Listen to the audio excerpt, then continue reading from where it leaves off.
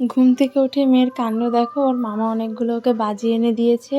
ও সকালবেলায় সে বাজিগুলো ফাটাবে বলে জেদ করছে। আর এখন কিন্তু সকালের মাত্র 8:30 বাজে, মনে হচ্ছে দুপুর হয়ে গেছে। তো আমাদের জন্য পাস্তা বানিয়েছিলাম, সেই পাস্তা খাওয়ার পর মেয়েকে খাইয়েছি।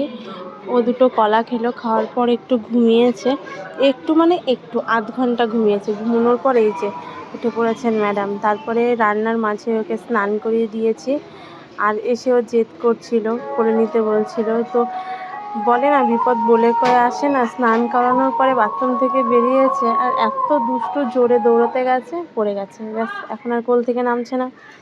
তো তাই ওকে একটু শান্ত টান্ত করিয়ে এখানে মেয়ে আর আমি একটু খেতে বসেছি, কারণ ওরও খেতে পেয়ে গেছে, আমারও। তো দুটো মাছ ভাজা দিয়ে আমরা খেয়ে নিলাম। আর এদিকে আমার রান্নাও হয়ে গেছে, মাছের ঝোল আর আলু আর করলা ভেজেছিলাম।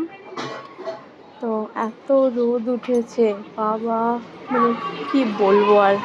তো জামা কাপড় সব শুকিয়ে গেছে, সেটাই নিয়ে এলাম। আর এদিকে মেয়ের কাণ্ড দেখো, নিজেকে আয়নায় দেখে নিজের সঙ্গে নিজে কথা বলছে। তারপরে আর কোনো ভিডিও করিনি, খাওয়া দাওয়া করে শুয়েছিলাম। তারপর সন্ধ্যাবেলা সন্ধ্যে টন্ধে দেওয়ার পর বাইরেটা এসে দাঁড়িয়েছিলাম। এই দিওয়ালির সময় কি সুন্দর লাগে না, চারিদিকে সব লাইট জ্বলছে, খুব সুন্দর লাগে। তো তারপর চা বানিয়ে সবার জন্য, আমি চা খাই না, তো ওকে দুধ খাইয়ে দিলাম। তারপর এখানে আলপনা দিতে বসেছি।